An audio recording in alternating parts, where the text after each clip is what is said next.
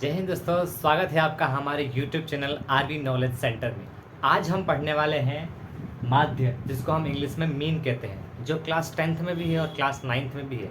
तो इसके बेसिक से लेके एडवांस तक के क्वेश्चंस को मैं यहाँ पे कराऊंगा इस वीडियो लेक्चर में, जिसमें हम बेसिक्स पे ज़्यादा फोकस करेंगे और एडवांस क्वेश्चंस को हम आने वाले लेक्चर में कवर करेंगे। तो सबसे पहले आप समझते हैं कि माध्य होता क्या है।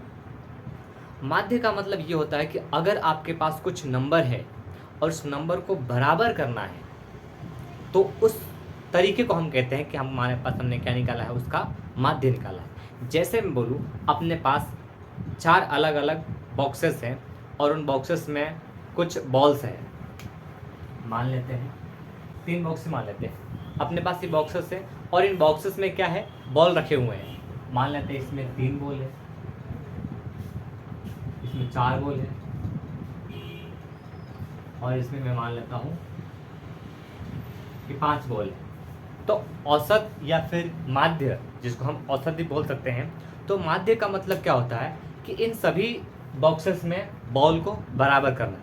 जिस भी तरीके से हम करेंगे उसको बराबर, तो उस प्रोसेस को हम बोल देंगे कि हमने क्या निकाला है, इसका माध्य निकालना है। इन सभी बॉल को हम क्या करेंगे, माध्य निकालने के लिए एक बड़े से बॉक्स में रख लेंगे। तो कितने बॉक्सेस है, मैं इसको नंबर की फॉर्म में लेता हूँ। पहले में 3 है, फिर 4 है और फिर 5 है।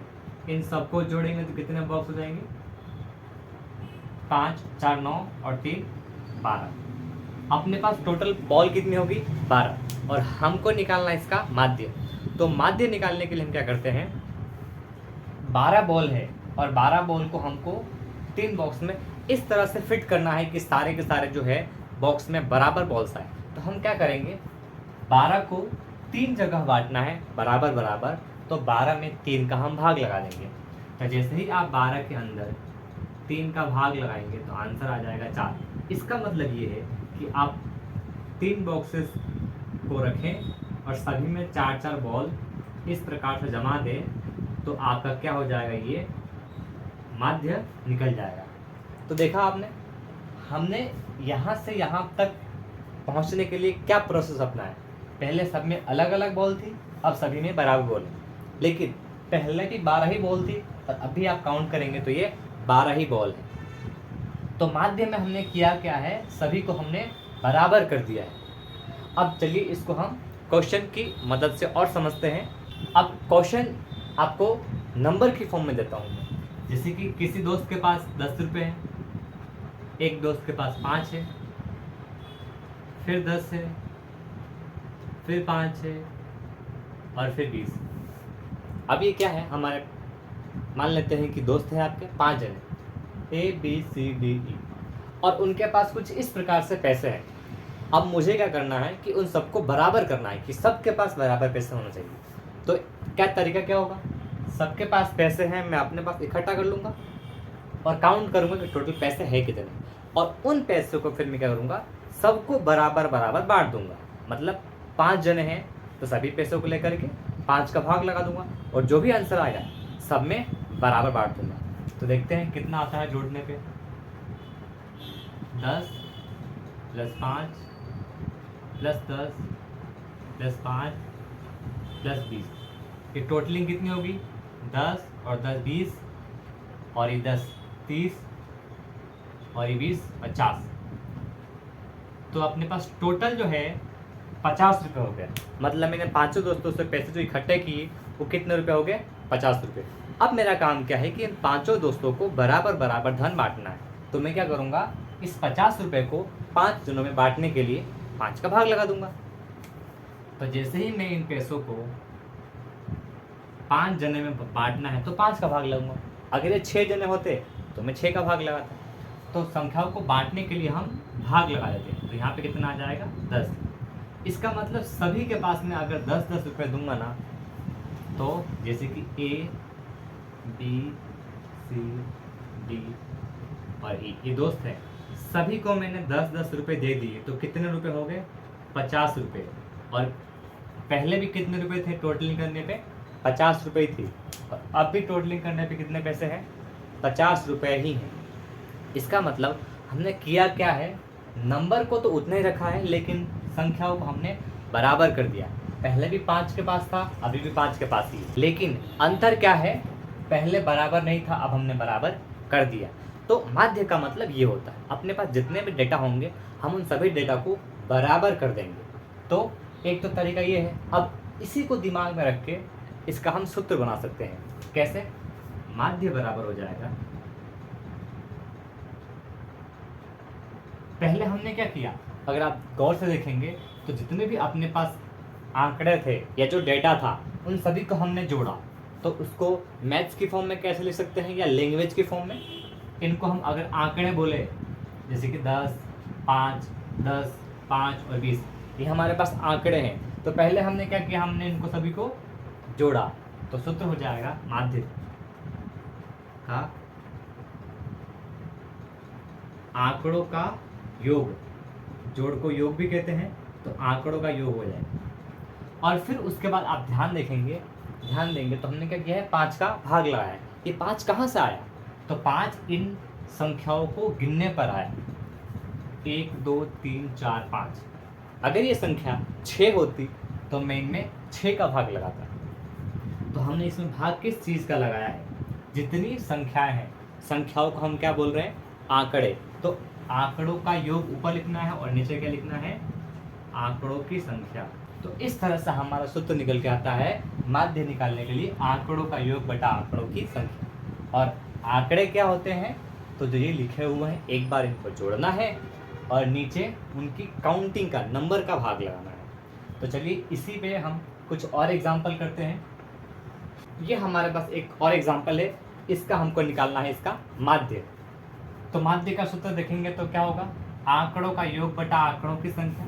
मतलब पहला काम है हमको इन सभी संख्याओं को जोड़ना, तो जोड़ लेते हैं। और भाग किसका लगाएंगे, आंकड़ों की संख्या का। संख्या है कितनी, 1 2 3 4 5 6, तो हम 6 का भाग लगा देंगे। अब जोड़िए कितना होता है, 7 और 3 10, 6 और 4 10, ये तो हो गए 20, प्लस में 8, ये 5 और 8, 8 और 5 13, और बटे में क्या है 6। मैंने सिंपली संख्याओं को जोड़ा है, 3 में 6 को 3 में 7 को जोड़ा है 10 आएगा, 4 में 6 को जोड़ा है 10 आएगा, उन दोनों का आपस में जोड़ दिया तो 20। बचा क्या, 5 और 8, 5 और 8 13, अभी कितना हो जाएंगे, 20 और 10 30, 33/6। अब इसमें हम भाग लगाते हैं, ये पॉइंट में आएगा, दशमलव में।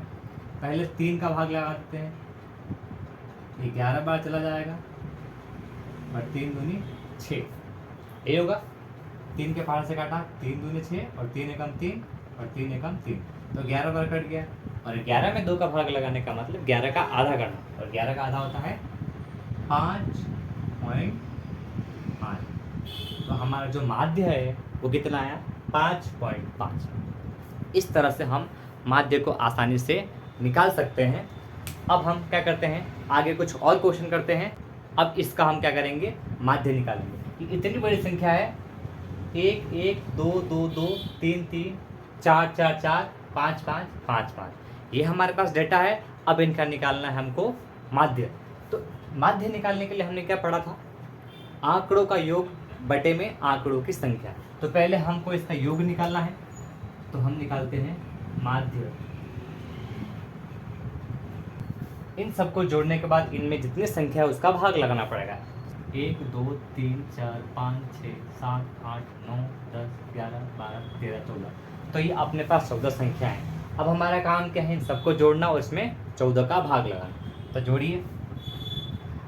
देखो, इसको जोड़ने के लिए मैं एक अलग तरीका अपना रहा हूँ और उस तरीके से हम एक फॉर्मूला डिराइव करेंगे। तो आप ध्यान देना, यहाँ पे क्या लिखा हुआ, 1 + 1, तो 1 + 1 क्या होगा, 2 हो जाएगा।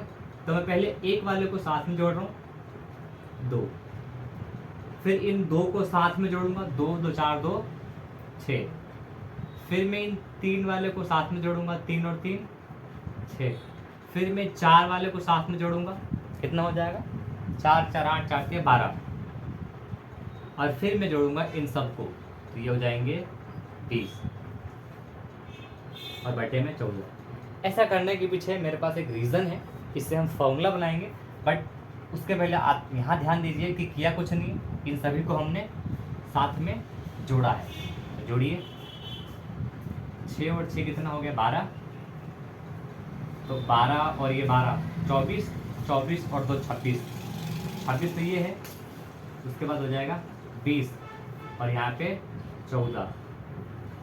26 में 20 को अगर आप जोड़ेंगे तो कितना आ जाएगा, 26 और 20 46 अपॉन 14। अब इसको 2 के पहाड़ से काट लेंगे तो कितना बच जाएगा, 23 बार और ये 7 बार। 2 के पहाड़ से काटा है, 2 में भाग यहाँ पे दिया है और 2 में भाग यहाँ पे दिया है, तो 23/7 आया है। अब यहाँ पे मैंने इसको इस तरह से क्यों लिखा है, इसके पहले इसका एक रीज़न था। अब वो देखिए हमने एक्चुअली में किया क्या है, हमारा जो ये डेटा है ना, इन डेटा को हम अब से x बोलेंगे कि x हमारे पास क्या क्या है। डेटा ऐसे लिखा हुआ है, इसको हम इस तरह से जमाते हैं। हमारे पास डेटा कौन कौन से हैं, एक है, 2 है, 3 है, 4 है और 5 है। और उसके बाद f लिखेंगे यहाँ पे। f का मतलब होता है बारंबारता, वो संख्या कितनी बार है। तो हमारे पास एक जो है वो 2 बार है, तो हम 1 के सामने 2 लिखेंगे। इसको पढ़ने का तरीका है कि 1 2 बार है, 2 हमारे पास कितनी बार है, तो 2 जो है वो 3 बार है, 2 3 बार है। f का मतलब बारंबारता। 3 कितनी बार है, तो 3 2 बार है, 4 3 बार है और 5 4 बार है। अब आप ध्यान से देखेंगे हमने किया क्या है, इस f को x से गुणा कीजिए, fx आया, 2 में 1 जोड़िए 2, यहाँ पे अपनी पहली संख्या वही है। अब आप ध्यान देंगे 3 में 2 को जोड़िए 6, यहाँ पे अपनी सेकंड संख्या वही है। इसीलिए मैंने क्या किया था कि 2 में 3 बार प्लस करो, 2 + 2 + 2, या 2 को 3 बार गुणा करो, एक ही आंसर आए। ऐसे ही 3 को 2 बार प्लस करो या 3 को 2 से गुणा करो, 6 वही आए। 4 को 3 बार, 4 × 3 12, 5 चौक 20। तो हमने सिर्फ इस सवाल को इस फॉर्म में कन्वर्ट किया है। फिर से मैं आपको बताना चाहता हूँ, यहाँ पे जो डेटाज है हमने उसको x लिखा और वो कितनी बार है, 1 कितनी बार है, 2 कितनी बार है, 3 कितनी बार, हमने उसको उसके सामने लिखा। फिर क्या किया है, f को x से गुणा किया है। क्यों, 1 + 1 2 होता है, 1 2 बार आ रहा है तो 1 को 2 से गुणा करके भी वही आएगा। जैसे मैं बोलूँ कि 5 100 बार लिखा हुआ है, तो 5 + 5 + 5 आप 100 बार लिखिए या 5 × 100 लिखिए, सेम ही आंसर आएगा।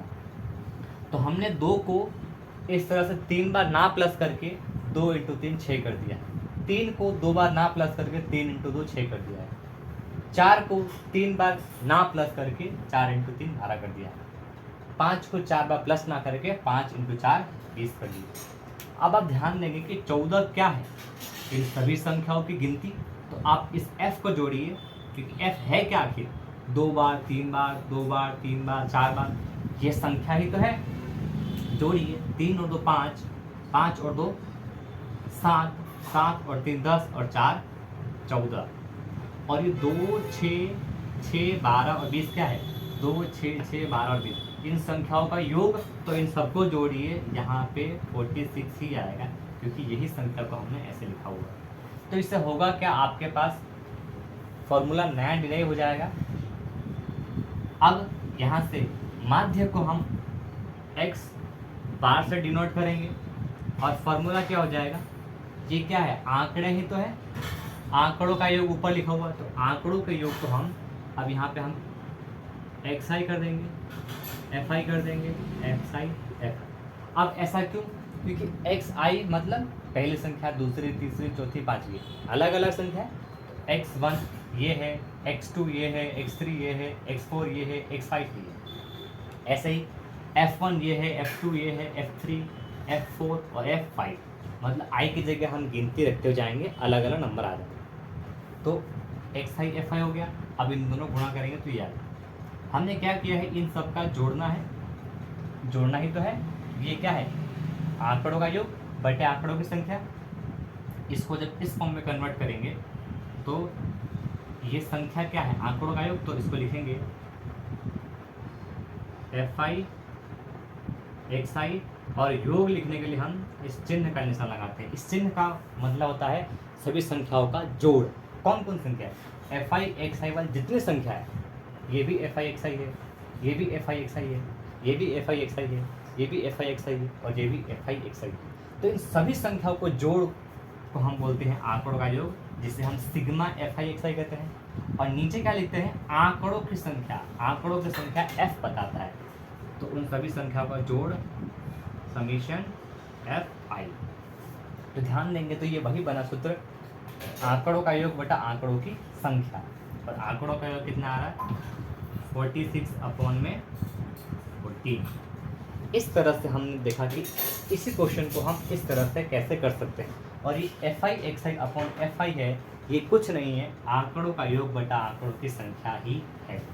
कुछ इस टाइप से डेटा एग्जाम में आपके पास होगा, यहाँ पे लिखा होगा x और यहाँ पे लिखा होगा f। इसका मतलब है यहाँ पे आपको लिखना है x और यहाँ पे लिखना है f, यहाँ पे लिखना है 3, सॉरी यहाँ पे है 2, फिर 3 और 1।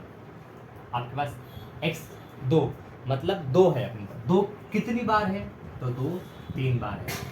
3 कितनी बार है? तो 3 2 बार है। 1 कितनी बार है? 1 3 बार है। ठीक है, अब हम क्या करते हैं, ये है X I F I into X I करते हैं। 3 को 2 से गुणा किया 6, 3 को 2 से गुणा किया 6, 3 को 1 से गुणा किया 3। जोड़ेंगे तो कितना आ जाएगा? 6 और 6 12 और 3 15। और आप इसको जोड़ेंगे तो ये कितना आ जाएगा? 3 और 3 6 और 2 8। तो हमने किया क्या है, हमारे पास से डेटा था, इससे हमने क्या निकाला? एक्स आई एफ आई, फिर हमने इसको एफ को एक्स से गुणा करके हमने इस तरह से निकाला ये एक्स आई एफ आई। अब हम क्या करेंगे, यहाँ से इसका माध्य निकालने के लिए ऊपर लिखेंगे 15 और नीचे लिख देंगे 8 और इसको हम भाग लगा के सॉल्व कर सकते हैं। तो ये था हमारा बेसिक माध्य का। इसके आगे क्वेश्चन और है, इसमें फॉर्मूला और आते हैं, हम नेक्स्ट वीडियो में करेंगे। तब तक के लिए जय हिंद।